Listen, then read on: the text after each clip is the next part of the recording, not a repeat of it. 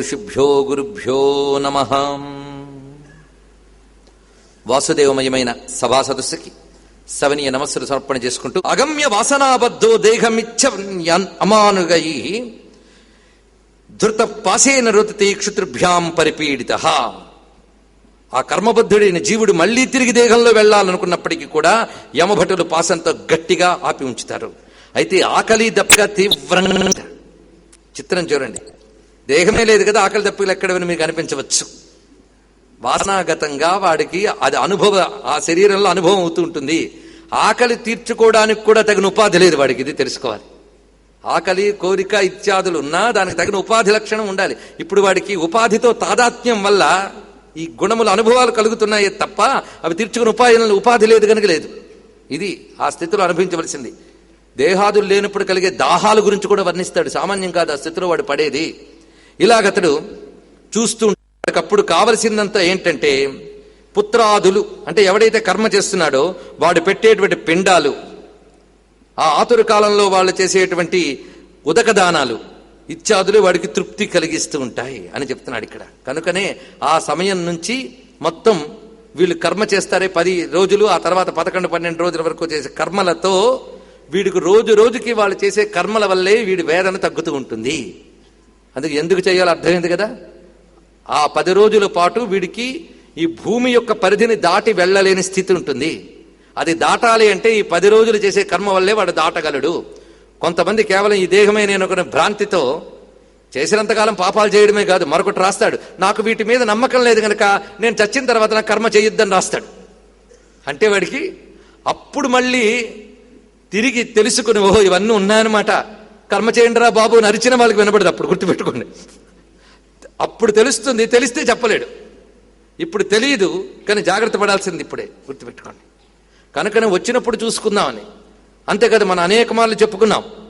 ఇవంతా కల్పించే మనకు భయపెట్టారు కానీ నిజంగా వాళ్ళు ఉన్నారా ఏంటండి అంటే, వాళ్ళు ఉన్నారో లేదో నీకు అనవసరం. ఉన్నా రోజు నీకు కనబడి అటెండెన్స్ వేసుకోవాల్సిన అవసరం వాళ్ళకి లేదు. వాళ్ళు నేను తీసుకెళ్లే టైంకి వస్తారు.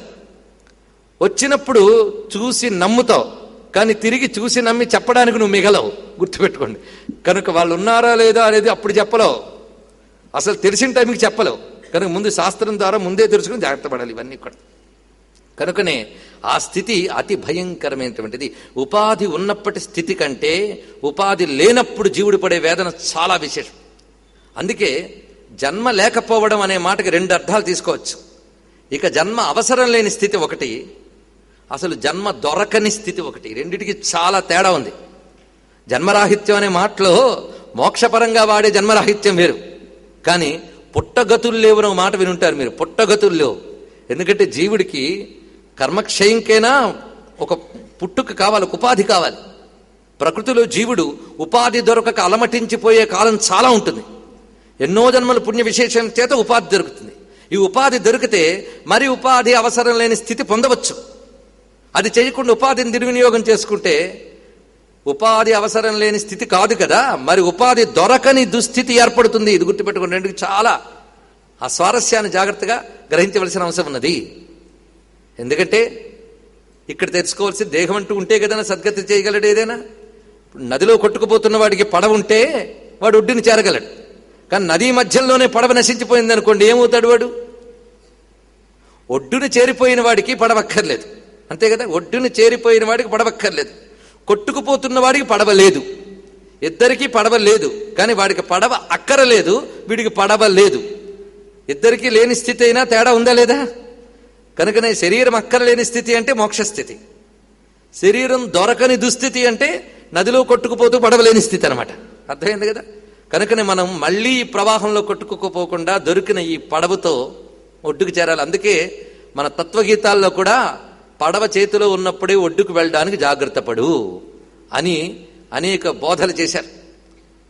అది జాగ్రత్తగా మనం తెలుసుకొని పడవని సద్వినియోగం చేసుకోవాలి. ఇప్పుడు వాడి స్థితి అలా ఉన్నది. పాపినాన్ నోపతిష్ఠంతి, మరొక పెద్ద విశేషం చెప్తున్నాడు ఇక్కడ, ముఖ్యమైన అంశం. వాడు పాపజీవుడే అయినప్పటికీ వీళ్ళు చేసేటువంటి జలదాన పిండదానముల వల్ల వాడు పడుతున్న వేదన నుంచి ఉపశమింపబడుతూ ఉంటాడు. కానీ వాడి పాపం మరీ మిక్కుటంగా ఉందనుకోండి, వీళ్ళు చేసిన ఈ జలాంజలి అన్నములు కూడా వాడికి చేరవట. ఇది చూడండి ఇక్కడ, ఇది మరీ దుర్భరం. వాడికి చేరవు. దానివల్ల వాడికి దుర్గతి నుంచి విముక్తి చెంది వాళ్ళ మానాన్ని వల్ల కర్మ చేస్తున్నా కానీ వీడికి చేరదేది కూడా. ఆ స్థితిలో అది చెప్పలేని దౌర్భాగ్యమైన స్థితి అంటున్నాడు ఇక్కడ. అందుకది పాపినాం నోపతిష్టంతి దానం శ్రాద్ధం జలాంజలి. అందులో ఇక్కడ విశేషం ఏంటంటే ప్రతి జీవుడికి స్థితి తప్పదు, కానీ వాడు ఏదో పుణ్యమో ఏదో చేసుకుని ఉంటే వీళ్ళు చేసేటువంటి ఈ శ్రాద్ధాది కర్మల 10 రోజుల్లో చేసే కర్మల వల్ల వాడికి ఆ ఉపశమిస్తూ ఉంటుంది ఆ వేదన. కానీ వాడు పాపశీలుడు అయ్యాడనుకోండి, ఇవి చేసిన వాడికి లాభం లేదు. అందుకే కొంతమందికి అన్ని కర్మలు సక్రమంగా చేసినప్పటికీ కూడా ఇంకా పిశాచావస్థలోనే తిరుగుతుంటారు వాళ్ళు. ఎందుకంటే వాడికి చేరలేదు ఆ కర్మలు. అంటే కర్మలు చేరేపాటి పుణ్యం వాడి దగ్గర లేదనమాట. ఇది కూడా ముఖ్యమైన అంశం, అది తెలుసుకోవాల్సింది. అందుకు వాడి పరిస్థితి పాపినాన్ నోపతిష్టంతి దానం శ్రాద్ధం జలాంజలి అథ అక్షుద్వ్యాకులాయాంతి పిండదాన భుజోపితే. వాళ్ళు పిండదానాదులు పెట్టినప్పటికీ కూడా వాడి వ్యాకులత్వం తగ్గదు సుమా. అప్పుడు వాడు క్రమంగా ఈ పిండదానాదులు దొరకక వాడు భవంతి ప్రేత రూపాస్తే పిండదాన వివర్జితా, వాళ్ళు ప్రేత రూపము పొందుతారు సుమా అన్నాడు. అంటే పిశాచ స్వరూపం వాళ్ళకు వస్తున్నది ఇక్కడ. పొందిన వీళ్ళు ఏమిటవుతారంటే ఆ పక్కనటువంటి దూతలు ఉంటారే వాళ్ళు చూస్తారు, ఈ 10 రోజుల్లో వీళ్ళు వేసినటువంటి పిండం వల్ల వీడికి సరైన శరీరం వచ్చిందా లేదా చూస్తారు. ఆ శరీరంగానే వీడికి తెచ్చుకోలేకపోయాడు అనుకోండి, అంటే ఈ కర్మలు కానీ సరిగ్గా జరగకపోతే వాడికి పిండ శరీరం లభించదు. అర్థమవుతున్నది కదా. ఈ క్షుద్వ్యాకులత్వం పోవడమే కాకుండా ఈ 10 రోజుల కర్మల వల్ల ఒక శరీరం తయారవుతుందిట. ఈ శరీరం వీడికి వస్తేనే ఈ జీవుణ్ణి అందులో పెట్టి లాగుతారట ఇక్కడి నుంచి వాళ్ళు. ఈ శరీరం కానీ రాకపోతే వాడిని అక్కడే వదిలిపోతారట వాళ్ళు. ఆ వదిలిపోతే వాడు ప్రేత అవుతాడు, వాడు పిశాచం అవుతాడు. ఇది ఇక్కడ చెప్తున్నాడు. వాడు పిశాచమై తిరుగుతాడు. పిశాచమై ఎంతకాలం తిరుగుతాడు? ఎంతకాలం చెప్తున్నాడు చూడండి. ఆకల్పం నిర్జనారణ్యే భ్రమంతి బహుదుఃఖితాః. జనాలు మసలని భయంకరమైన అరణ్యాది స్థలాలలో వాడు కల్పం పూర్తయ్యే వరకు దుఃఖం అనుభవిస్తూ తిరుగుతూ ఉంటాడు సుమా. అలా తిరుగుతుంటాడు ఉపాధులు లేక. నా భుక్తం క్షీయతే కర్మ కల్పకోటి శతేరేపై. ఏం చేస్తాం? ఎలాంటి కర్మ అయినప్పటికీ కూడా అనుభవించక తీరదు గనక అది అనుభవిస్తాడు అతను. అభుక్త్వా యాతనాం జంతుర్మానుష్యం లభతే నహి. ఎందుకంటే మళ్ళీ మానవ జన్మ దొరకాలి అంటే అంత తేలిక కాదయ్యా. ఇప్పుడు కర్మ చేయలేదు గనక వాడిని తీసుకొచ్చి మళ్ళీ మానవుడిగా పుట్టిస్తారంటే పుట్టించట. ఎవడు యమయాతన అనుభవిస్తాడో వాడికే తర్వాత మళ్లీ జన్మ పొందడానికి అర్హత ఉంటుంది. ఇది పెద్ద విశేషం చూడండి ఇక్కడ చూపిస్తున్నాడు. ఇక్కడ యమయాతన అనుభవించడం కూడా గొప్ప విశేషమే. అది అనుభవించిన తర్వాత అంటే మనం చేసిన కర్మలకి ఆ యమయాతన అనే అనుభవం వల్ల చాలా భాగం క్షయమైపోతుంది. తర్వాత మిగిలినటువంటి వాసనారూప సంస్కారముల చేత జన్మలు వస్తాయి. కనుకనే ఇక్కడ యమయాతన పొందని వాడికి మానవ జన్మ కూడా దొరకదు గనక, యమయాతన పొందాలంటే ముందు పిండదేహం ద్వారా అక్కడికి వెళ్ళాలి గనక ఇప్పుడు చేసిన ఈ 10 రోజులు కర్మ సరిగ్గా లేకపోయినా లేదా ఆ కర్మ యొక్క ఫలితం పొందే యోగ్యత వీడికి లేకపోయినా వీడు పిశాచమే ఉంటాడు తప్ప చివరికి యమలోకానికి కూడా వెళ్ళలేడు వీడు.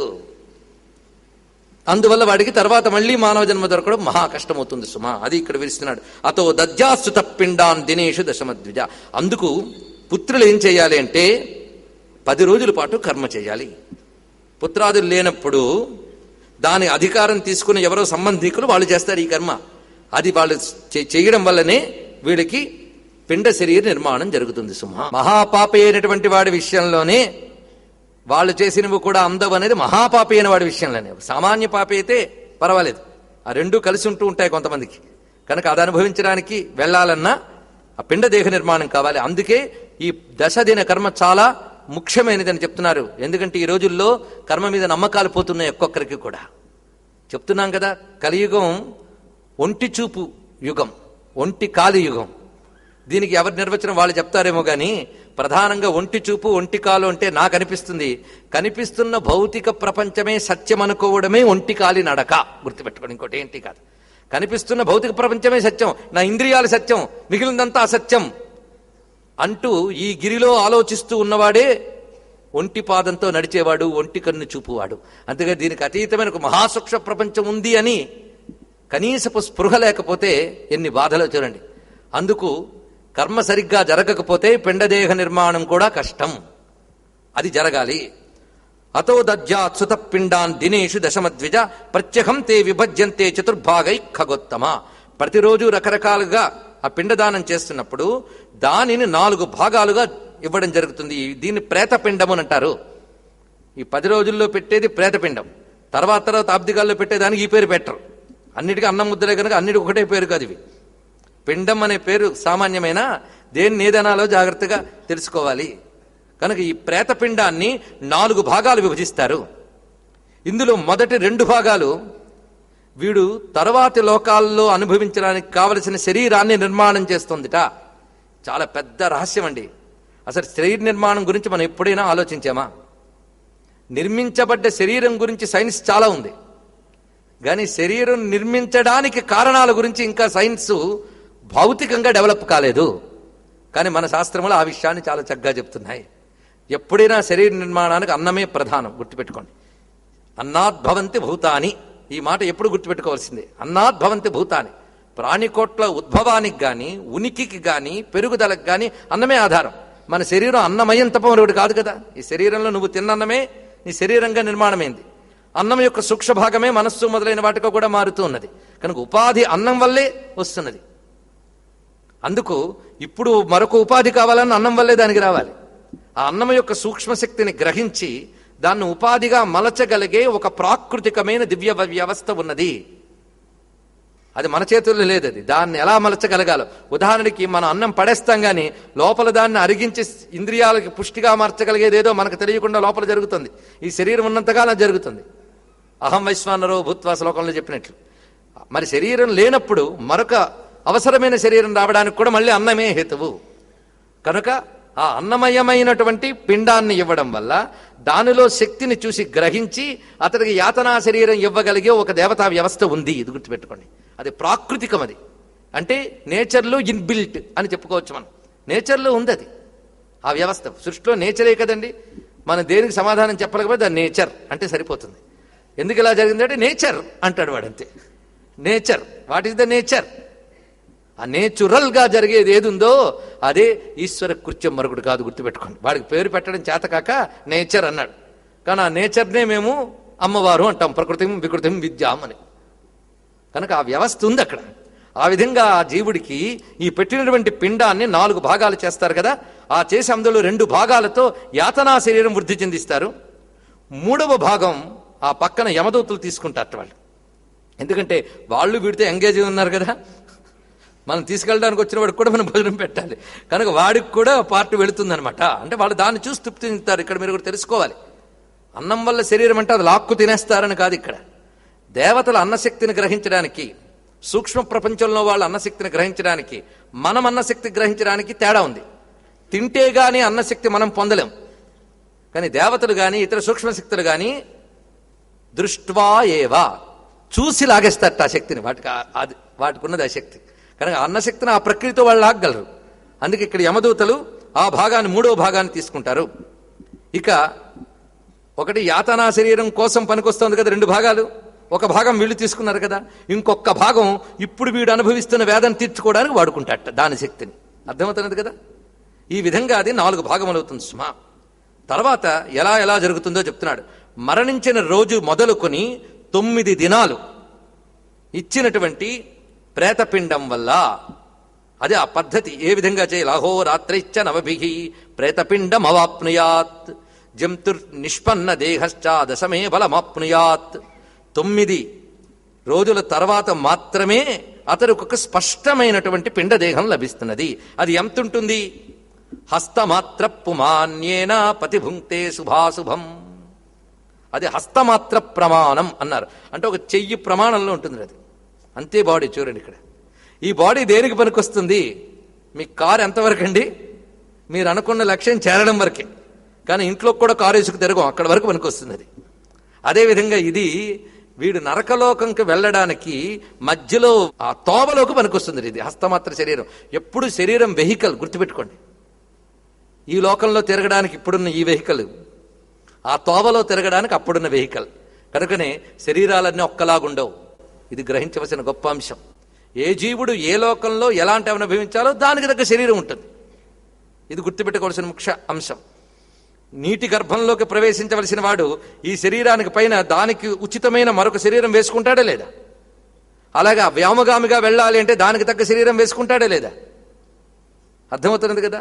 అలాగే ఇతర లోకములకు వెళ్ళడానికి, ఇతర మార్గాల్లో వెళ్ళడానికి ఈ దేహం పనికిరాదు. ఇది ఇక్కడ మాత్రమే పనికొచ్చే కర్మ శరీరం. ఈ వెహికల్కి పేరు కర్మ శరీరం. కానీ అక్కడ అనుభవించడానికి ఈ శరీరం చాలదు, దానికి వేరే కావాలి. కనుక ఆన్ ది వే తీసుకెళ్ళడానికి అంగుష్ఠమాత్ర జీవుడికి పనికొచ్చే బాడీ చేతుడే. ఈ 10 రోజుల పిండ ప్రదానం వల్ల వాడికి చేతుడి దేహం కలుగుతుందిట. చూడండి ఎంత చక్కటి విశేషం చెప్పాడు ఇక్కడ. దగ్ధే దేహే పునర్దేహ పిండేరుత్పత్యతే ఖగా. ఇదివరకు దేహం దగ్ధమైపోయింది కదా వాడికి. ఇప్పుడు వీడికి దొరికినటువంటి దేహం ఈ చేతుడి దేహం. ఇది తీసుకుని దానితోటే వాడు ఈ మార్గ మధ్యంలో పుణ్యపాపాలు అనుభవిస్తాడు. అందుకే ఇది పథి భుంక్తే శుభాశుభం. వాడి కర్మఫలం ఈ పథి మార్గంలో అనుభవించడం కోసమే. అది చెప్తున్నాడు. ప్రథమేహని ఒక్కొక్క రోజు పిండంతో ఏమేమి వస్తున్నాయో చెప్తున్నాడు. చూడండి. ప్రథమేహని ఎప్పిండ తేన మూర్ధా ప్రజాయతే గ్రీవా స్కంధౌ ద్వితీయేన తృతీయాదృయం భవేత్. మొదటి రోజున ఇచ్చేటువంటి పిండం వల్ల శిరస్సు నిర్మాణం అవుతుంది. అంటే ఆ చేతుడి దేహంలోని ఇన్ని పార్ట్స్ ఉంటాయట. చేతుడి దేహంలో తలాకాళ్ళు ఉంటాయా? అదే భగవత్ సృష్టి విశేషం అండి. ఇందాకన్నా మీ ప్రకృతి, ఆ ప్రకృతి తీసుకున్న విశేషం ఇది. ఇప్పుడు ఈ చెప్తున్న ప్రకృతి ఈ ప్రకృతికి కనబడదు, కానీ అది ప్రకృతే. ఇది అర్థం చేసుకోండి. అది ప్రకృతే. ఈ ప్రకృతికి అది కనబడదు. నీ కంటికి కనబడేదే ప్రకృతి కాదు. నీ కంటికి కనబడని ప్రకృతి చాలా ఉంది. నువ్వు కనిపెట్టిన మిషన్స్ కూడా చూడలేని ప్రకృతి చాలా ఉంది. అంతా ప్రకృతే. ప్రకృతి కానిది ఏమిటండి? అంతా ప్రకృతి. ఈ ప్రకృతి వ్యవస్థే అత్యంత ఆశ్చర్యకరమైనటువంటిది. కనుకని ఈ ప్రకృతిలో తయారయ్యేటువంటి వ్యవస్థలో శరీర నిర్మాణంలో చేతుడి శరీరంలో ఇన్నుంటాయా అని మీరు ఆశ్చర్యపోవచ్చు. ఒక పురుగును పట్టుకు చూడండి, దానిలో కూడా బోలుడు కాళ్ళు బోల్డు చేతులు ఉంటాయి. ఆ మధ్య ఈ మైక్రోస్కోప్లో చూసినట్లయితే ఒక ధూళి కణంలో ఒక పురుగు ఉంటుంది రండి. అది మైక్రోస్కోప్కే కనబడుతుందట. అది 6 కాళ్ల పురుగుట. దానికి 2 కళ్ళు అటు ఇటు చూస్తుంది, భయపడుతుంది, కోపం ఉంటుంది, అన్నీ ఉంటాడు దానికి. చూసారా? అందులో 6 కాళ్ళు. ఏది అంత సూక్ష్మమైన దేహంలో కూడా 6 కాళ్ళు. దానికో కోపం, దానికో తాపం. అంటే కోపగించుకున్నామని మనమే గర్వించక్కర్లే. ధూళి కణంలో పురుగు కూడా దానికి కోపం ఉంది. ఎక్కడ చెప్పండి, మనకి ఏం చూసి గర్విస్తాం? చూసారా? ఉపాధి దేనిది. అసలు ఎక్కడైనా కండుందా, ఎముకుందా, నాడీ వ్యవస్థ ఉందా? అలాంటి ఒక చీమకి ఎంత తెలివి ఉందండి. ఏమిటది? అదే చైతన్యం యొక్క రహస్యం. ఇంద్రియాపేక్ష లేని ఒక చైతన్యం ఉన్నది. దాని గురించి ఆలోచించండి. అందుకే జ్ఞానమస్తి జంతువునాం విషయగోచరే చెప్తున్నాడు ఇక్కడ దేవి మహాత్మ్యంలో. సర్వ జంతువులకి విషయ సంబంధమైన జ్ఞానం కామనేనాయన. ఆకలి దప్పికలు నువ్వేంటి గొప్ప పెద్దగా పొడుచుకొచ్చినట్టు మాట్లాడతావు. నీకంటే ఇంద్రియ జ్ఞానం కల జంతువులు ఇంకా చాలా ఉన్నాయి, క్రిమికీటకాలు కూడా ఉన్నాయి, పో అన్నాడు ఇక్కడ. గుర్తుంది కదా దేవి మహాత్మ్యంలో సుమేధ చెప్పినటువంటి మాటలు. కనుక ఒక్కపాటి ఆ చేతుడి దేహంలో ఎన్ని నిర్మాణం అయ్యాయో చూడండి ఇక్కడ.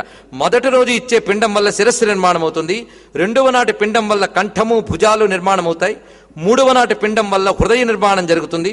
4వ నాటి పిండం వల్ల పృష్ఠభాగము. 5వ నాటి దాని వలన బొడ్డు. 6వ నాటి పిండం వల్ల కటి గుహ్యాది ప్రదేశములు.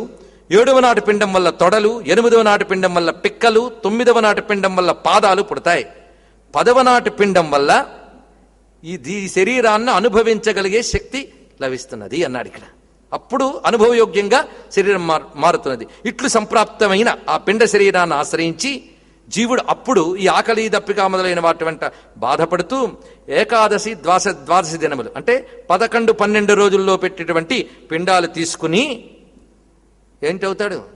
అక్కడ కూర్చుందామంటే కూడదట. వాడికి వచ్చింది కనుక లాక్కుపోతాడట. ఎలా లాక్కుపోతారో అనే దానికి ఉదాహరణ చెప్తున్నాడు. తస్మిన్ మార్గే వ్రజత్యేకో గృహీత ఇవ మర్కట. ఓ కోతిని తాడు కట్టి లాగినట్టుగా ఈ యమదూతలు వీడిని లాగుతారటప్పుడు. కనుక కూర్చుందామన్నా లాభం లేదు, లాగేస్తారు వాళ్ళు. దాంతో వెళ్ళిపోతాడు. ఎలాగూ వ్రజతి ఏకహ, ఒక్కడు. గుర్తుపెట్టుకో, ఒక్కడే ఆ వెళ్ళేది. ఎంతమంది అంతమంది, వీళ్ళు లేడు వాళ్ళు లేడు, వీడిని చూడలేదు వాడిని చూడలేదు, చూసి అన్నాళ్ళు అయింది, ఇలా అనుకుంటూ ఉంటాం కదా. వాడెవ్వడు నీతో రాడు. ప్రజత్యేకహ, గుర్తుపెట్టుకోండి. ఒక్కడు వెళతాడు. అప్పుడు యమ మార్గం ద్వారా వెళ్ళి యమలోకానికి చేరతాడు.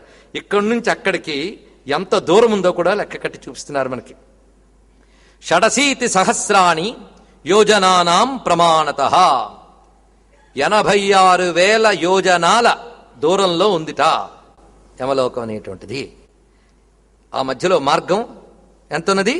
86,000 యోజనాల విస్తారంతో మార్గం ఉన్నది ఇక్కడి నుంచి యమలోకానికి. ఇది కూడా వైతరణి విస్తీర్ణాన్ని మినహాయించి అన్నారు. యమలోకంలో ప్రవేశించే ముందున్న వైతరణి దాని విస్తారం చెప్పలేదు, కానీ అది మొత్తం 100 యోజనాలు ఉంటుందని మరొక చోట లెక్క చెప్తారు. అది ఇది కలుపుకోవచ్చు కావాలంటే. యమమార్గస్య విస్తారో వినా వైతరణీం ఖగా, దాన్ని విడిచిపెట్టి చెప్తున్నాను. ఈ తీసుకువెళ్ళేటప్పుడు వీడికి ఎంతకాలం పడుతుంది అనేది ఉంది. ఈ ప్రయాణ సమయంలో మొత్తం వీడు 16 పురములు దాటి వెళ్ళాలి అక్కడికి. తోవల మజిలీలు అనమాట. మనం ఇక్కడి నుంచి కలకత్తా వెళ్ళాలంటే తోవల స్టేషన్స్ ఉంటాయి, అలా కొన్ని స్టేషన్స్ ఉన్నాయట. అవి మొత్తం 16 స్టేషన్స్. ఆ 16 స్టేషన్స్లో కొద్దిగా రిలాక్స్ అవుతూ ఉంటారు, తాపుతూ ఉంటారు స్టేషన్. ఎందుకంటే తోవల ఎక్కడ మధ్యలో కూడా రిలాక్స్ అంటే ఆపుతారు తప్ప రిలాక్స్ ఏం అక్కడ కూడా ఉండదు, గుర్తుపెట్టుకోండి. ఈ మార్గం అత్యంత భయంకరం. ఎంత భీకరమో యమ మార్గం ఇక్కడ చూపిస్తున్నాడు. ఈ మార్గంలో వాడు నడిచేటప్పుడు తోవలో ఎదురయ్యే 16 పురముల పేర్లు చెప్తున్నాడు. సౌమ్యపురము, సౌరిపురము, నగేంద్ర భవనము, గంధర్వనగరము, శైలాగమపురము, క్రౌంచపురము, క్రూరపురము, విచిత్ర భవనము, బహ్వాపదపురము, దుఃఖదపురము, నానాక్రందపురము, సుతప్త భవనము, రౌద్రపురము, పయోవర్షణపురము, శీతాఢ్యపురము, బహుభీతిపురము. ఇవి మొత్తం 16. ఈ తోవల నిండా వీడి జర్నీ ఎలా ఉంటుందంటే ఆగకుండా ఏడుస్తూ సాగుతుందండి. ఏడుపు నాపుకోవడానికి కూడా అవకాశం లేదు. అది అంత భయంకరమైనటువంటి దుఃఖప్రదము ఈ మార్గము. అంటే ఎలా ఉంటుందో చెప్పన్నట్టు గరుత్మంతుడు. ఆయన మహావీరుడు గనక ఈ ప్రిపేర్డ్. చెప్పవయ్యా కీదృశో యమలోకస్య పంథాభాతి, అది ఆ మార్గం ఎలా ఉంటుందో వివరించమంటున్నాడు. యమ మార్గం మహాదుఃఖప్రదంతే కథయామ్యహం. అది ఎంత దుఃఖప్రదమో చెప్తున్నాను విను. ఇది నువ్వు విన్నా వణుకుతావు, జాగ్రత్త అన్నట్టండి. ఎవరు? విష్ణువు.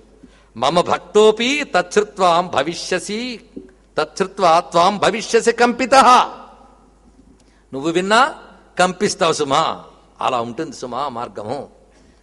ఆ మార్గంలో మొత్తం ఒక లక్షణం ఉంది. అదేమిటంటే వృక్షఛాయాన తత్రాస్తి. అక్కడ ఒక్క చోట కూడా చెట్టు నీడ అనేది ఉండదు. అమ్మా ఎండ కొద్ది రిలీఫ్ ఇవ్వదాం అంటే లాభం లేదు, ఒక్కటి ఉండదుట. ఎత్ర విశ్రమతే నరః యస్మిన్ మార్గే నాద్యం ఏన ప్రాణా సముద్ధరేత్. వాడికి ఆకలి దెప్పకలు మిక్కుటంగా ఉంటాయి కానీ తోవలో ఏమీ దొరకవు. ఇది చూపిస్తున్నాడు ఇక్కడ. నజలం దృశ్యతే క్వాపి తృషితోతీవయ పిబేత్. జీవుడికి మార్గ ప్రయాణ సమయంలో తీవ్రమైన దాహం కూడా ఉంటుంది, కానీ తాగడానికి ఒక ఆలిచిప్పంత నీరు కూడా దొరకదు అన్నాడు ఇక్కడ. తపంతే ద్వాదశాదిత్యా ప్రళయాంతే యథాకగాహ.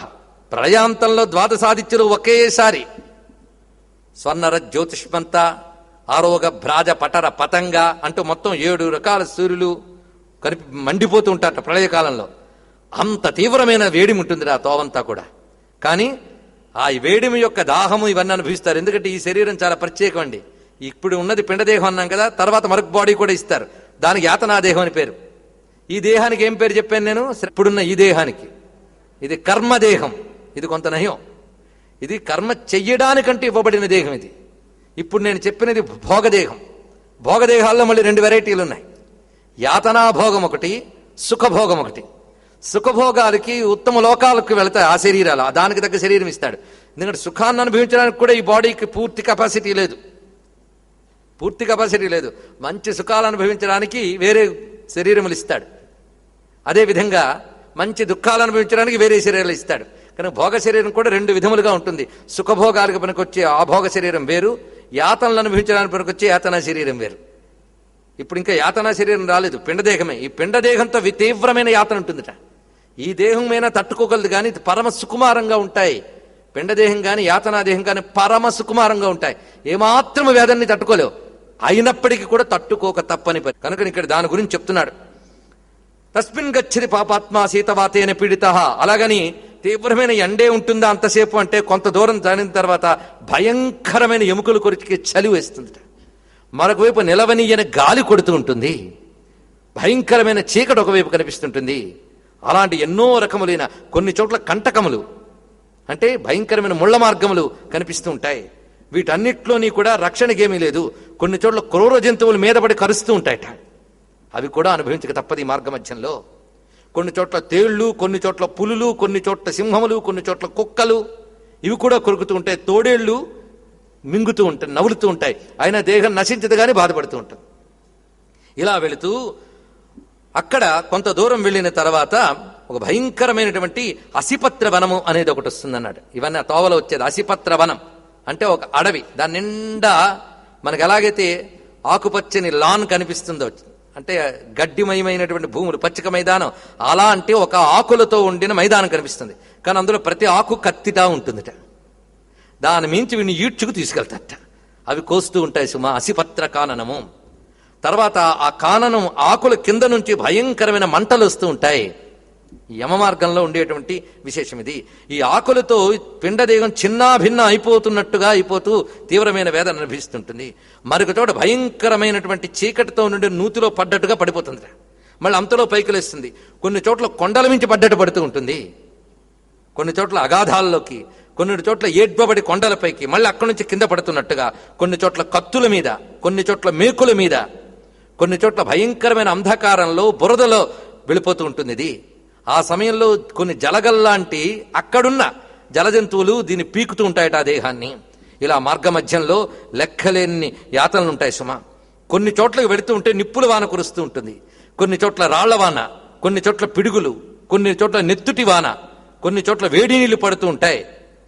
అతి దారుణంగా ఉంటాయి సుమ. కొన్ని చోట్ల అంతు చిక్కని లోతుతో ఉన్న గోతులుంటాయి, కొన్ని చోట్ల గుహలు, కొన్ని చోట్ల కరకు రాళ్లు, ఇలాగ కొన్ని చోట్ల అసహ్యకరమైన పదార్థాలతో, చీము, నెత్తురు, మలాదులతో నిండిన మార్గములు.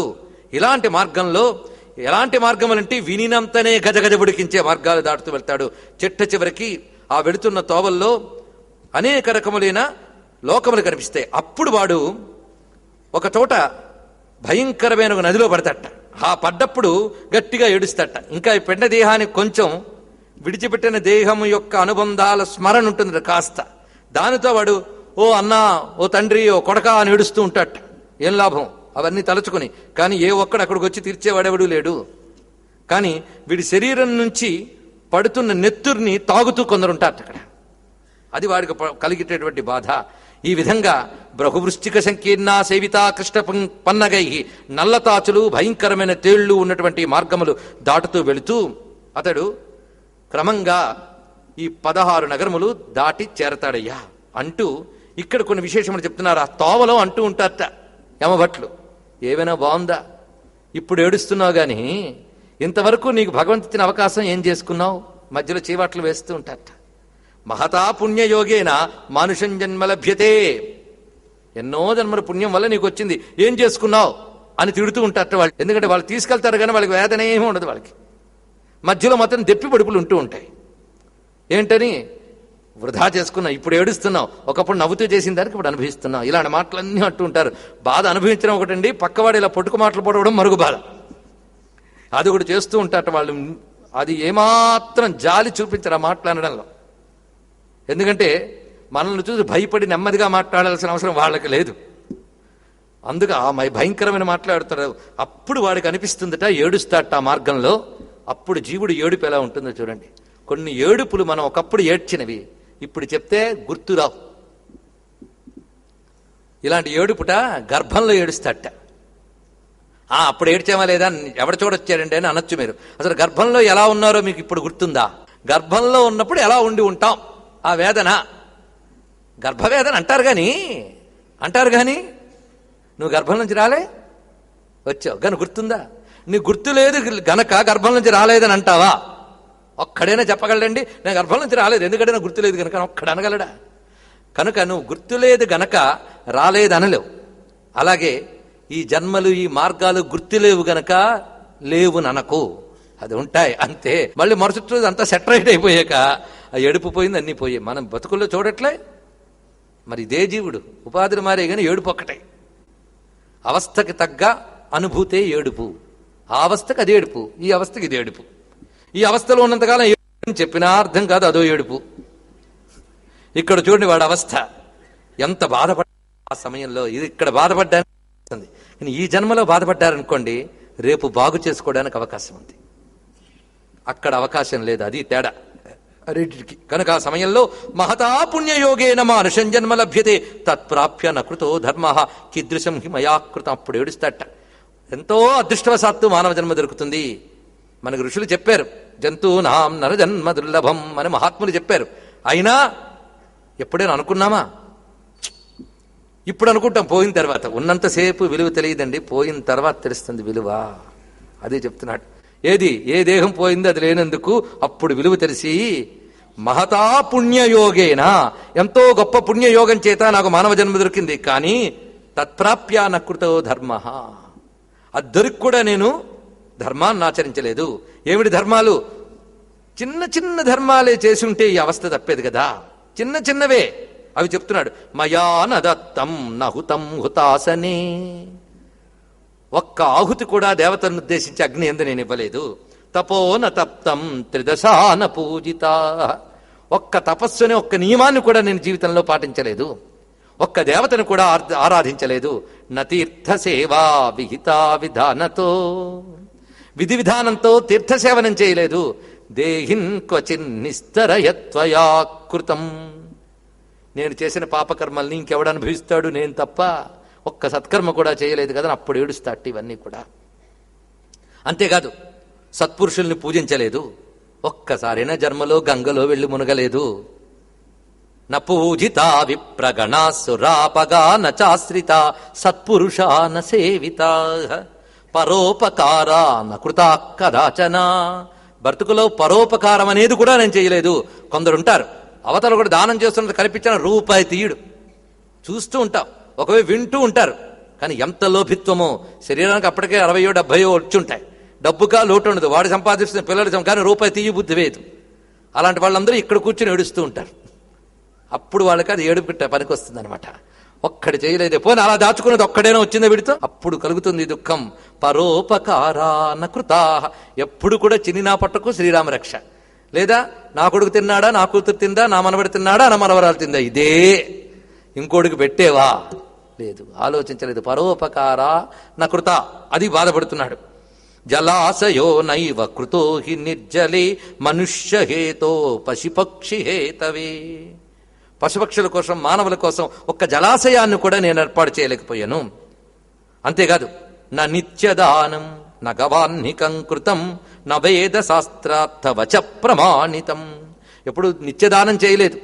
అంతేకాదు, వేదశాస్త్రాలపై నమ్మకం పెట్టుకోలేదు నేను, వాటి ప్రమాణం అనుకోలేదు. శృతం పురాణం నచ పూజితోజ్ఞో, అంతేకాదు ఈ పురాణాలని శాస్త్రాల్ని నేను గౌరవించలేదు, వాటిని ప్రమాణ బుద్ధితో స్వీకరించలేదు. మొత్తానికి నాస్తికుణ్ణై వేదశాస్త్రాలని నమ్మక స్వేచ్ఛాచారంతో సంచరించాను. వేదధర్మాన్ని చెప్పే పురాణాలనైనా వినలేదు, పురాణాలు చెప్పే వారిని గౌరవించలేకపోయాను. భర్తృమయా నైవ కృతం హితం వచః, అంతేకాదు బ్రతుకున్నంతకాలం భర్తని సుఖపెట్టిన రోజులు తక్కువ. ఇది ఆడజీవులు ఏడుపులు, వాళ్ళు చేసుకునేవి. ఒక్కొక్కరు వాళ్ళ పద్ధతి ప్రకారం వాళ్ళు ఏడుస్తూ ఉంటారట. ఒక్కసారైనా ఉపవాసం అనేది చేయలేదు జీవితంలో, ఎప్పుడు నింపడమే తప్ప ఒక్క పూట కూడా ఉపవాసం అనే మాట కూడా నేను ఆలోచించలేదు. కనుకని శరీరం పొంది కూడా సాధించలేకపోయాను అని వేదన పడుతూ ఉంటాడు. ఇలాగా ఈ మార్గంలో ఏడుస్తూ వెళుతున్నవాడు వెళ్లే వేగం అంతా ఇంత కదండి, మహా ఫాస్ట్గా వెళ్తాడు. విమానాలు కూడా వెళ్ళగలవలేవు, అంత వేగంగా వెళతాట. ఆ వెళుతూ ఇతరు బయలువెడలిన తర్వాత 17 దినాలు గడిచాక 18వ రోజున సౌమ్యపురానికి చేరుకుంటాడు అన్నాడు. 18వ రోజుకి సౌమ్యపురానికి చేరుకుంటాడు. అంటే ఈ మార్గాలు దాటి ఒక్కొక్క మజిలీలు చెప్పాను కదా 16, అది చూపిస్తున్నారు. కనుక మొట్టమొదట చేరుకునేది ప్రయాణం ప్రారంభించిన దగ్గర నుంచి 17 రోజులు, అంటే చచ్చిన దగ్గర నుంచి కలుపుకోండి, అక్కడ 12 రోజులు కూడా కలుపుకోవచ్చు. ఎంత అయింది అంటే దాదాపు మాసం. అప్పుడు అక్కడికి చేరాక ఇప్పుడు తెచ్చుకున్నది అక్కడ వరకు తోవలో కొంచెం జీవుడికి అక్కడ దాకా వెళ్ళడానికి పనికి వచ్చిందిట. కనుక ఆ తర్వాత మార్గంలో మళ్ళీ మరొక మజిలీకి వెళ్ళడానికి పట్టే టైంలో మరొకటి చెయ్యాలి. అందుకే మాసికం అనేది వచ్చింది అక్కడ, మాసం చెయ్యడం. అయితే మాసం చెయ్యడం అనే దాని గురించి మాసికం అని మనం చెప్తాం. కర్మ చేసేటప్పుడు 12వ రోజున 12 మాసికాలు తర్వాత చేయవలసినవన్నీ కూడా కలుపుకుని మొత్తం 16 రకాలుగా చేయాలి క్రియల్ని, సంవత్సరం పొడుగునా కలుపుకుని. అదంతా కూడా 12వ రోజున పూర్తి చేయిస్తారు. ఎందుకు అంటే ఈ కర్త అంతవరకు ఉండొచ్చు, ఉండకపోవచ్చు, అందుకు చేస్తారు. అలాగని అప్పుడు చేసాం కదా అని ఇప్పుడు మానేయకూడదు, గుర్తుపెట్టుకోండి. అప్పుడు చేయాలి. ఎందుకంటే వాడు ఉంటాడో లేదో అని డౌట్తో అప్పుడు పెట్టారు కదా, కానీ ఉన్నాడు కదా, చెయ్యాలి. కనుకనే ఇవి చేయవలసినవే.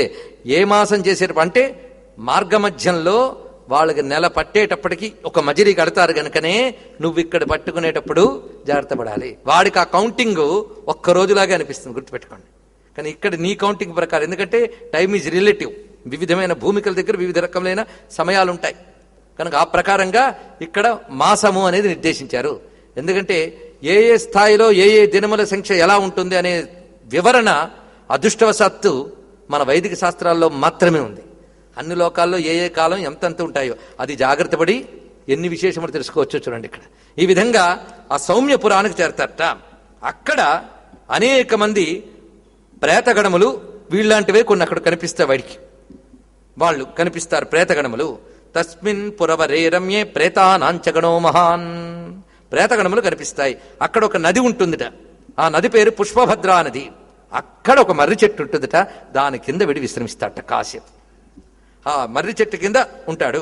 యమభట్లు కాసేపు ఉంటాడట. ఆ విశ్రమించినప్పుడు ఏం చేస్తాడు అదొకటి ఉంది. అప్పుడు గుర్తొస్తారట ఎవరు? లేటెస్ట్ జన్మలో వదిలేసిన భార్య బిడ్డలు, తన అని పెట్టుకున్న వాళ్ళు ఎవరో వాళ్ళు గుర్తుకొస్తారు. అవి గుర్తుపెట్టి ఒక్కసారి భోరము నడుస్తట. అవి గుర్తుకొచ్చి ఏడవగా అని అప్పుడు అంటట, పిచ్చ ఏమిటి మీకు? పక్క వాళ్ళు ఉన్నారుగా పొడవడానికి రెడీగా, వాళ్ళు చెప్తుంటారు పిచ్చ ఏమిటి, మీరు ఎవరి కోసం ఏడుస్తున్నారో వాళ్ళకి మీ ఏడుపు వినబడదు, తిరిగి వెళదామన్నా మీరు వెళ్ళలేరు, ఆ ధనం ఎక్కడ, ఆ భార్యలు ఎక్కడ, ఆ మిత్రులు ఎక్కడ, ఆ బంధువులు ఎక్కడ, వారిని తలంచుకోవడమే వ్యర్థం. ఇప్పుడు మీకు ఒకటే పని, మరి ఇంకో పని లేదేంటి, చేసిన దానికి అనుభవించడం అంతే తప్ప ఒక్కసారైనా వెనక్కి వెళ్తా చూసుకుంటా నో, ఇంపాసిబుల్ చెప్తున్నారు ఎవరు? ఎంభట్లు అంటూ ఉంటారట. క్వధనం క్వసుతా జాయా క్వ సుహృత్ క్వచ బాంధవా స్వకర్మోపార్జితం భోక్త మూఢా యాహి చిరం పథి. ఇక్కడ సెటిల్ అయిపోతాం అనుకున్నావా, కాసేపు కూర్చోబెట్టాను, మళ్ళీ లాక్కుపోతాం జాగ్రత్త అంటూ ఇక్కడ వాడికి మళ్ళీ బుద్ధులు చెప్తూ ఉంటారు. ఆ బుద్ధుల్లో కొన్ని విశేషములు తెలుస్తాయి. ఏమి, జన్మ పొందేవి కదా, అప్పుడు నువ్వు కొంచెం జాగ్రత్త పడవలసింది కదా. ఎప్పుడైనా ప్రయాణానికి వెళ్ళేటప్పుడు ఈ ప్రయాణంలో మధ్యలో ఎక్కడా స్టేషన్లో భోజనం దొరకదండి, కాఫీ దొరకదండి అని ఎక్కడే ఫ్లాస్కులో కాఫీ పోసుకుని టిన్లు పెట్టుకుని అన్నీ రెడీ చేసుకుని తోవలో కొంతమందికి ఆ ప్రయాణంలో భోజనాలు పట్టుకెళ్తారు, భలే భలేగా పట్టుకెళ్తారు అని తోవలో దొరకవని ఇంత జాగ్రత్త పడ్డావే, అక్కడ తోవలో కూడా ఇక్కడే ముందు జాగ్రత్త పడి ఉంటే నీకు ఎంత బాగుండేవి అని అంటూ ఉంటారు వాళ్ళు. గుర్తుపెట్టుకోండి. అంటే ఏంటి పాథేయం? నీ భక్తి ప్రాధేయం, నీ యొక్క ధర్మము పాథేయం. అవి ఉంటే ఈ బాధలు లేవు కదా అని అంటూ ఉంటారు. అవి సంపాదించుకునే ప్రయత్నం చేయలేదేమి. ఇలా వాళ్ళు అంటూ ఉండగా క్రమంగా మళ్ళీ వీడి కర్మ చేసిన వాళ్ళు స్నేహంతోనూ కృపతోనూ ఇచ్చే తిండి వల్ల అన్నారు. ఇక్కడ మళ్ళీ అక్కడ కూడా మాట చూడండి. అత్ర దత్తై సుతై పౌత్రై స్నేహాద్వా కృపయా పివా. నీ మీద దయతో నీ పిల్లలో లేక ఎవరో పెట్టే దయతోట. నిజమే, వాళ్ళకు కూడా దయ పుట్టాలి, ఏం చేస్తాం. వాళ్ళు దయతోనో స్నేహంతోనో నా వాళ్ళు బాగుండాలి అనే స్నేహం పుట్టిందా సరే, లేదు దయతోనో ఎలాగోలా వాళ్ళు ఇచ్చినటువంటి ఆ పిండము వల్ల అది పొంది తిరిగి సౌరిపురం అనే దాన్ని చేరుకుంటారు. మళ్ళీ ఈ మార్గంలో అవస్థపడి అక్కడికి ఒక్కొక్క చోటు వెళ్ళేటప్పటికి ఏవేవి పనికొస్తాయో జాగ్రత్తగా ఇక్కడ వివరిస్తున్నారు. అక్కడికి వెళ్ళేటప్పటికి జంగముడు అనేవాడు ఆ పురంలో ఉంటాడట. వాడిని చూసి ఎవడనుకుని భయపడిపోతాడు వీడు. వాడు ఒక మజిలీలో ఒక ఊర్లో పరగనాకి ఇక్కడ కనిపెట్టాడు అంతే తప్ప వాడు యముడు కాదు. యముడిలాగే అనిపించాడు. ఎందుకంటే ఎప్పుడు వీడి యొక్క భీకరాకృతిని చూడగానే యముడు అనుకున్నాడు అతని పేరు జంగముడు. దానితో భయభ్రాంతుడై పారిపోదాం అనుకుంటాడట అతన్ని చూస్తేనే, జంగముడు అనేవాడిని. కానీ వాళ్ళు అక్కడ పట్టించుతారు, పారిపోవడానికి లేదు. అక్కడ వాడికి అనుభవానికి పనికొచ్చేది ఈ పుత్రులు పెట్టిన త్రైపాక్షిక శ్రాద్ధం. దానిలో వీళ్ళు పెట్టినటువంటి పిండోదకాల ద్వారా వాడు అక్కడ తేరుకుని అక్కడి నుంచి బయలుదేరి 2వ మాసం దాటిన తర్వాత నగేంద్ర భవనపురం అనే చోటుకు చేరతాడు. అక్కడ కనిపిస్తాయట అసిపత్ర అరణ్యాలు. ఇదివరకు కనబడినవి టేస్టేట, ఇక్కడ పూర్తిగా అవే కనబడుతుంటాయి. ఆ భయంకరమైనటువంటి వాటిపై నిర్దయతో యమదూతలు ఈడ్చుకుపోతూ ఉంటారు సుమా. వాటి మీద వెళుతూ వేదన పడుతూ క్రమంగా ఆ సమయంలో 3వ మాసికంలో ఇయ్యబడినటువంటి పిండాలను భక్షిస్తూ 4వ మాసానికి శైలాగమపురము అనేటటువంటి చోటుకు వెళతాడు. ఈ శైలాగంపురం దగ్గరికి వచ్చేటప్పటికి ఈ ప్రేతల మీద, అంటే వీడిలాగా వెళ్లే వాళ్ళందరూ ఉంటారు కదా అక్కడ, వాళ్ళ మీద రాళ్ల వాన అలా కురుస్తూనే ఉంటుంది. అందుకే దాని పేరే శైలాగమపురము. ఏదో వినబడింది సంస్కృతంలో, చాలా గొప్ప పేరు అనుకుని పేటుకు పెట్టుకోవడానికి ప్రయత్నం చేయొద్దు. అది అక్కడ కురిసేడు భయంకరమైన రాళ్లవాన శైలాగంపురం, అది కురుస్తూ ఉంటుంది. అక్కడ వాడు ఈ 4వ మాస పిండాలు కొంచెం భక్షిస్తూ ఉంటే కొంచెం సుఖం పొందుతాట తింటూ. అక్కడ క్రమంగా వాడు 5వ మాసంలో క్రౌంచపురము అనే చోటుకు చేరుకుంటాడు. ఇక్కడ క్రౌంచం అనే శబ్దానికి హింసాకారకము అని అర్థాన్ని చెప్తున్నారు. అక్కడ తీవ్రమైనటువంటి హింసకు లేని వాళ్లే కనబడుతూ ఉంటారు కనుక దానికి క్రౌంచపురం వచ్చింది సుమా. అక్కడ 5వ మాసకు పిండములు స్వీకరించుతూ తర్వాత చేరుకునేది క్రూరపురము. అక్కడ అందరూ క్రూరులే కనబడుతుంటారు. అంటే యమలోకం అంటే ఏంటో కాదండి, క్రూరులందరూ కనబడితే అదొక మజిలి, హింసకులందరూ కనబడితే మజిలి. ఇది బాగా వింటూ ఉంటే యమలోకం మనల్ని ఏం చేయగలదు అనిపిస్తుంది కదా. ఎందుకంటే అట్లాంటివన్నీ ఇక్కడ చూస్తూ ఉన్నాం మనం. ఇప్పుడు ఈ వైతరణి నది లాంటివి, ఇచ్చాదులు అన్నీ కనిపిస్తున్నాయి మనకి. బురదల్లో ఈడ్చుకుపోవడం, గోతుల్లో పడ్డం, అవన్నీ మన ఇండియన్ ట్రాఫిక్లో ఒక్కసారి వెళితే ఇక్కడే కనిపిస్తున్నాయి. అదే ఏమిటి అని అనుకుంటారు. అవి వాటికో ఝలక్కులు మాత్రమే, ఇది గుర్తుపెట్టుకోండి. అక్కడ ఎంత అనుభవించినా ఇంకా కొంత మిగిలిపోతే ఇలా పడతాంట అంతే. కనుకనే ఇవి కొంచెం అలా ఉంటాయని చెప్పుకోవడానికి, అర్థం చేసుకోవడానికి పనికొస్తూ ఉంటాయి. సరే, తర్వాత వెళ్ళడానికి పనికొచ్చేది చూడండి. 171వ రోజు అవుతుంది వాడు పోయి అప్పటికి. అప్పుడు చేసేది ఊనషాన్మాసికం. అప్పుడు ఉదకుంభదానం అని చేస్తారు దానికి ప్రత్యేకించి. వాటి వల్ల వీడు కొంచెం తృప్తి అవుతాడు. చూసారా, మీరు మీ ఇంటి నుంచి వెళ్ళే బంధువుకే పొట్లం కట్టిస్తారే, మీ బంధువు మిమ్మల్ని వదిలి వెళ్ళిపోయాడు, వాడి మార్గంలోకి సరైన పొట్లాలు టైంకి అందిస్తూ ఉండాలి. అవే ఈ శ్రాద్ధాదులన్నీ కూడా గుర్తుపెట్టుకోండి ఇక్కడ. అవునా లేదా? బతుకున్నంతకాలం నీకు తిండి పొట్టి పోషించే నీ తల్లిదండ్రులకి ఆ తోవలో ఇంకా అవసరం, గుర్తుపెట్టుకోండి. అందుకు చెయ్యాలి. చెయ్యకపోతే పరమ పాపాత్ముడు వీడు. ఇది దీనిలోని విశేషం. ఏమో వాడు తిన్నగా స్వర్గానికో వైకుంఠానికి వెళ్ళిపోయాడేమో, ఏమో కానీ గ్యారంటీ లేదు కదా. విష్ణువు చెప్పాడా, నేను వైకుంఠానికి తీసుకుపోయాను, నీ నాన్నకేం పెట్టక్కర్లేదని? చెప్పలే. నువ్వు చెయ్యాల్సిందే. చెయ్యడం వల్ల విష్ణువు సంతోషిస్తాడు. పితృదేవతలు మనం చెప్పుకున్నామే, వాళ్ళు అనుగ్రహిస్తారు. అది పెట్టుకోండి, అది గుర్తుపెట్టుకోండి. వాళ్ళని ఉద్దేశించి వీళ్ళు చేయడం వల్ల, అది దీనికి ఉన్నటువంటి ఆంతర్యం. ఈ విధంగా అక్కడ ఓనషాన్మాసికంలో చేసిన వాటిని తీసుకుని కొంత తృప్తుడై అక్కడ 2 గడియల కాలం విశ్రమించి దాన్ని విడిచి యమకింకరులు చేస్తున్న తర్జన భర్జనలు పొందుతూ వణుకుతూ విచిత్ర భవనము అనేటువంటి పురానికి చేరుకుంటాడు. అక్కడ యముని సోదరుడు ఉంటాట. ఆయన పేరు విచిత్ర రాజు. ఆశ్చర్యకరమైనటువంటి తత్వంతో ఉంటాడు. అక్కడ అతన్ని చూస్తేనే ఇతడు భయభ్రాంతులవుతాడు. అక్కడ కొందరు పల్లె వాళ్ళు వస్తారట. వీళ్ళు ఒక విధంగా పడవ దాటించేటువంటి నావికులు లాంటి వాళ్ళు. వాళ్ళు వస్తూ, నేను పడవ దాటించడానికి వచ్చాం, ఇస్తావా? దాటిస్తాం అంటారట వాళ్ళు. ఏమిటిస్తావా? అక్కడ దాటించాల్సిందేనండి వైతరణిని. ఇది దాటించాలంటే గోదానం చేయాలి. చేసావా నువ్వు గోదానం? చేస్తే ఇది దాటిస్తాం, లేకపోతే వీడు అప్పుడు గుర్తెచ్చుకుని, గోదానం ఏంటి, ₹1 కూడా ఎవడికి ఇవ్వలేదు. ఎవడికో పొరపాటునిస్తే అంతిచ్చి ఇంతిచ్చి అని అబద్ధం ఆడేవాళ్ళు ఉన్నారండి. చిత్రం తెలుసా? ₹10 దానం చేసి 100 ఇచ్చారని చెప్పుకుంటాడు. ఇందులో 2 దోషాలు వస్తాయి. చేసిన దానం చెప్పుకోవడం ఒకటి, తప్పు చెప్పిన మరొక దోషం వచ్చింది. దానితో దాన ఫలం పూర్తిగా ఎప్పుడూ నశించింది. కొత్త పాప ఫలం కూడా మూట కట్టుకున్నారు. చాలా మంది ఇలాగే ఉంటారు. అందుకే ఒక బెత్తెడు పలక దానం చేసి గుడికి, దాని మీద ఒక గోడెడు పేరు రాయిస్తాడు వాడు. ఇలాంటి వాళ్ళకి ఏమిటి వస్తుంది చెప్పండి? ఇక్కడ వాళ్ళకి దాన ఫలమే అది గుర్తుపెట్టుకోండి. సరియైన దానం చేస్తే వాడికి చెప్తాట, చేసావా? చేస్తే ఇది దాటిస్తాను, లేకపోతే లేదంటట. అక్కడికి వచ్చేటప్పటికి చూడండి, దానితో వాడు ఒక్కసారి మళ్ళీ హా దైవమా అని ఏడుస్తాట. ఒక్కసారి హా దైవ ఇది భాషతే, భగవంతుని తలుచుకుని ఏడుస్తాడు. చేసిన వాళ్ళనేమో దాటిస్తాట. చెయ్యని వాడు ఏమవుతాడు? అప్పుడు అక్కడ ఆగిపోతాడా? పక్కన ఉంటారు కదా, వాళ్ళు అడుగుతాట, ఏం చేయలేదా, నీకు లాభంలే అని వాడు ముక్కుకో తాడు కట్టి పైకి లాగుతారట వాళ్ళు. అలాగే అక్కడి నుంచి తీసుకెళ్తారట వాడిని. ఇదేదో బాగుంది అనుకోరారు. ఆ వెళ్ళేటప్పుడు మహావేదన ఉంటుందట, ఆ లాగి తీసుకుపోయేటప్పుడు. అలా దాన్ని వాళ్ళు దాటిస్తారు. అప్పుడు వాడు చేరే పట్టణం పేరు బహ్వాపదపురము. ఇది కూడా మంచి సాంస్కృతిక శబ్దం. తెలుగులో చెప్తా, చాలా ఆపదలున్న పురము. ఇది బహు ఆపదపురము, బహ్వాపదపురము అదే అనమాట. అక్కడ బాధపడతాడు. ఇక్కడ 7వ మాసికం నాటి పిండోదకాలు అందుతాయి వాడికి. అక్కడ వాడు ఆకాశ మార్గం ద్వారా చేరుకునేది దుఃఖద నగరము. దుఃఖదము దాని పేరు. అక్కడ 8వ మాసికపు పిండోదకాలు పొందుతాడు. అక్కడి నుంచి 9 నెలలు పూర్తయ్యేటప్పటికీ మరొక పట్టణానికి చేరతాడు, నానాక్రందపురము. అంటే రకరకాల ఏడుపుల ఊరు తెలుగులో. నానా ఆక్రందపురము. అక్కడ వీడితో పాటు ఏడిచేవాళ్ళు బోళ్ళు అంతమంది కనిపిస్తూ ఉంటారట. అక్కడ ఏడుపుల సౌండ్ తప్ప మరొకటి ఉండదు. నానాక్రందపురము. మొన్న మధ్య ఓ మిత్రుని కలుద్దామని ఫ్లాట్కి వెళ్తే నాకు నానాక్రందపురం కనబడింది. ఎందుకంటే మొత్తం అక్కడ 15 అపార్ట్మెంట్లు ఉన్నాయి. 15 అపార్ట్మెంట్లోనే ఈవినింగ్ టీవీ వస్తుంది. ప్రతి టీవీలో ఏదో ఒక సీరియల్. ప్రతి సీరియల్లో ఆ నిరంతరాయ దుఃఖం, ఇంకోటి ఏడుపు, ఏడుపే. ప్రతి ఇంట్లోంచి ఏడుపులే సంధ్యా సమయంలో. ఓహో, నానాక్రందపురం అంటే ఇదన్నమాట మాట అనుకున్నాను నేను.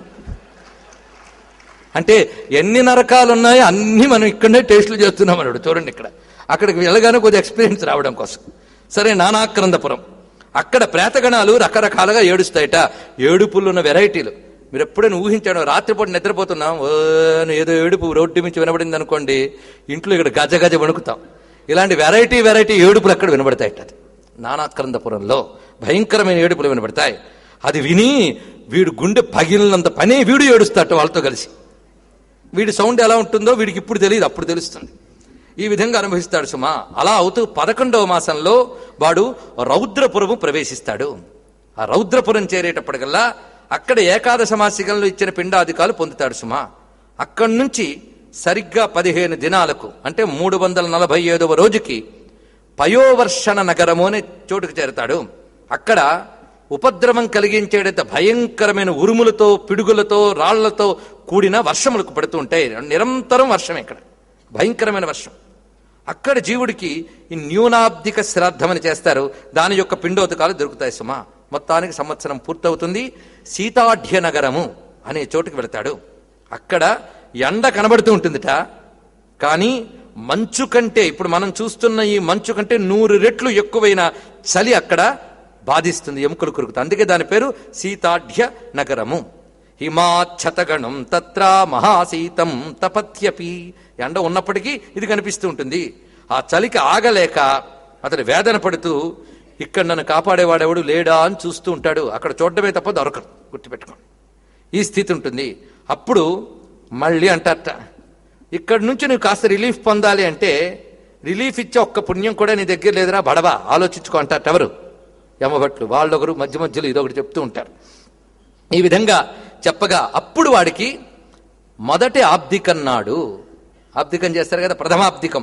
అప్పుడు ఇచ్చినటువంటి పిండోదకాలు పొందాక, అంటే మన సంవత్సరికం అని అంటాం దానికి, అది అయిన తర్వాత అప్పుడు వీడికి ధైర్యం ఇచ్చి బహుభీతిపురం అనే చోటుకి వెళతాట. బహుభీతిపురం.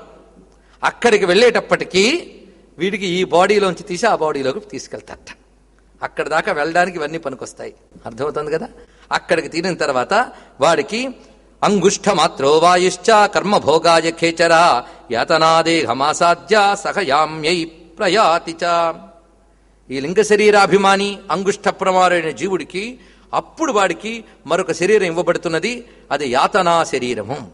అది వాడికి ఇస్తారు. అతడుగు కొన్ని గనుల్లోకి, ఫ్యాక్టరీలోకి వెళ్ళేటప్పుడు ఈ బట్టలు వేసుకెళ్ళండి అన్నట్టుగా వాడికి యాతనాదేహం అనే దాన్ని ఇస్తారు. ఈ యాతనాదేహానికి ఒక స్వభావం ఉంటుంది. యాతనాదేహం ఎలాంటిదంటే, ఎంత యాతన అనుభవిస్తున్నా అనుభవించడమే తప్ప నశించదది. మొత్తం అంత తీవ్రమైన అనుభవం యాతన. అది ఎంతో సుకుమారంగా ఉంటుంది ఆ దేహం.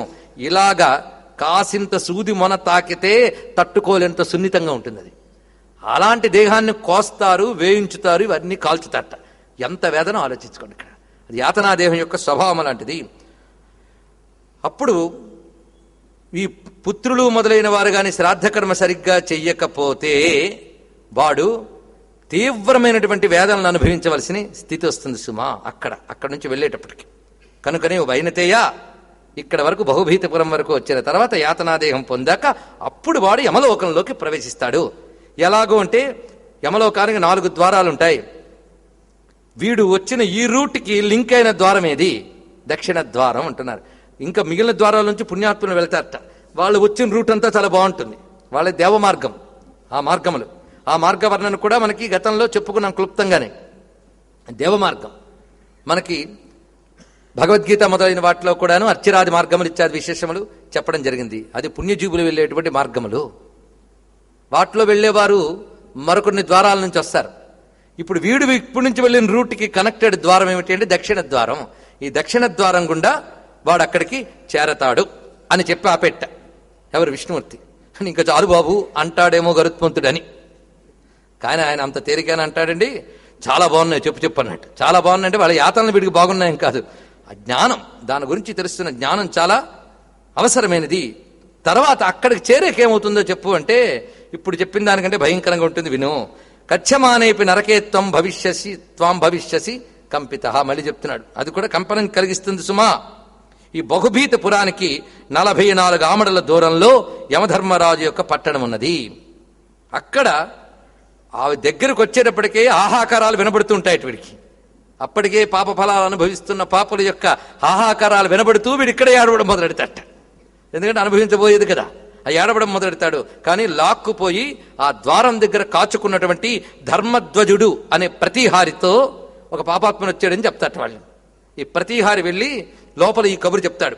అప్పుడు ఎవరికి చెప్తాడంటే చిత్రగుప్తుడికి చెప్తాట వెళ్ళి. ఆ చిత్రగుప్తుడు వెంటనే యమధర్మరాజుతో చెప్తాడు. ఆ యమధర్మరాజు చిత్రగుప్తుని అడుగుతాట, వీడి యొక్క రికార్డు ఏమిటని. ఆయనకు తెలియక కాదు, ఇక్కడో మాట అన్నాడు. తతస్తం చిత్రగుప్తోపి ధర్మరాజం నివేదయేత్ నాస్తికాయే నరాస్తార్క్ష మహాపాపరతా సదా తాంశ్చ సర్వాన్యథాయోగ్యం సమ్యక్ జానాతి ధర్మరాట్. ఎవడెలాంటి వాడు ఆయనకు తెలుసుట. ఎవరికి? యమధర్మరాజుకి అన్నీ తెలుసు. తెలిసినా ఆయన వ్యవస్థకు తగ్గట్టుగా పనిచేస్తూ చిత్రగుప్తుని అడిగితే చిత్రగుప్తుడు తాను చెప్పింది చెప్తూ, ఇదిగో వాడి గురించి చెప్పడానికి ఇక్కడ మరికొందరున్నారు, వీళ్ళని చూడు, వీళ్ళు చెప్తున్నారంటాడు. వాళ్ళ పేరు శ్రవణులు. ఇది మనం చూస్తున్న ఈ ప్రకృతిలో ఒక వ్యవస్థ. శ్రవణులు వీరు. ఈ శ్రవణులు ఎవరు అంటే శ్రవణ బ్రహ్మణ పుత్రాహ, బ్రహ్మదేవుడి నుంచి వచ్చినటువంటి ఒక దేవతల సమూహం శ్రవణులు. శ్రవణులు వీళ్ళు అంటే వీళ్ళు ప్రతి న్యూస్ వినిపిస్తూ ఉంటారన్నమాట. వీళ్ళ న్యూస్ డిపార్ట్మెంట్ చాలా బాగుంటుంది, ఉన్నది ఉన్నట్టు చక్కగా చెప్తారు వీళ్ళు. ప్రతి జీవుడు ఏం చేస్తాడో రికార్డు వీళ్ళు జాగ్రత్తగా మెయింటైన్ చేస్తారట. వీళ్ళకి రికార్డు సప్లై చేసేవాళ్ళు ఈ భూమిలో మరికొందరు ఉన్నారు, కర్మసాక్షులని. వాళ్ళ ద్వారా ఈ రికార్డ్స్ అన్ని గ్యాదర్ చేస్తారు. ఏ జీవుడు ఏం చేశాడో ప్రతి చిట్టా ఉంటుంది. ఇప్పుడు నేను ఇవన్నీ చెప్తుంటే ఋషులు మంచి ఊహ చేసి అద్భుతంగా కథలా రాశారు అని కొందరు అనుకుంటూ ఉంటారు. ఎందుకంటే అదొక దౌర్భాగ్యం. అలా అనుకునే కొందరు ఉంటారు, ఉండకపోరు. కానీ ఈ మధ్యకాలంలో ఇటీవలే మరణించిన ఒక 100 ఏళ్ల పైబడ్డ ఒక సిద్ధపురుషుడు ఋషికేశ్లో, మహానుభావుడు ఆయన ఈ రకరకాల జన్మలు నరకాదుల గురించి కొన్ని ప్రత్యక్ష ఉదాహరణలతో గ్రంథం రచించారు. గీతా ప్రెస్ గోరఖ్పూర్ వాళ్ళు దాన్ని ముద్రణ చేశారు. సంపాదించుకు చదవండి. అందులో చూపిస్తాడు ఇలాంటివి కొన్ని అనుభవానికి వచ్చిన జీవులు చెప్పిన వృత్తాంతాలు కనిపిస్తాయి మనకి. ఎందుకంటే యమలోకం లాంటి అనుభవాలు అనుభవించి దాన్ని తిరిగి చెప్పగలిగేటువంటి జీవులు కూడా కొందరు ఉన్నారు. వాళ్ళు ఈ పురాణాలు ఏమీ చదవలేదు, కానీ వాళ్ళు చెప్పినవన్నీ యథాప్రకారంగా దీనిలాగే ఉన్నాయి. దీన్ని బట్టి ఇవన్నీ కూడా సత్యములే. ఒక్కొక్కప్పుడు కొందరు జీవులు యమకింకల చేత పొరపాటును తీసుకుపోబడతారట. కొందరిని తోవలోనే గుర్తు చేసుకుంటారు, తెలుసుకుని వెనక్కి తెచ్చేస్తారు. కొందరిని మాత్రం అక్కడి దాకా తీసుకెళ్తారట. కనుక కొందరు తోవలో చూస్తారు, కొందరు అక్కడి దాకా చూస్తారు. అలా చూసొచ్చిన వాళ్ళు సరిగ్గా ఆ చిత్రగుప్తుడు ఆ చిట్టాలు వినిపించడం, ఆ యముణ్ణి చూడడం, అవి చూసి ఈ జీవుడు కాదు, మీరు ఎందుకు తెచ్చారని కింకాలను తిడితే వెనక్కి వీడు వచ్చి పడడం, వాళ్ళ అనుభవాల్లో చెప్పినవి చాలా ఉన్నాయి. అంతెందుకు, మీ గతంలో చెప్పిన జ్ఞాపకం, నా చిన్నపాటి జీవితంలోనే ఒక ఇద్దరు నేను ఈ వర్ణన చేస్తూ ఉంటే అలాంటి యమకింకలను చూశాము, తిరిగి నేను వెనక్కి రాబడ్డాను, నా పేరుతో ఉన్న మరో మనిషి నేను వచ్చిన తర్వాత మరణించారు అని వాళ్ళు స్పష్టంగా చెప్పడం నేను విన్నా నా జీవితంలోనే.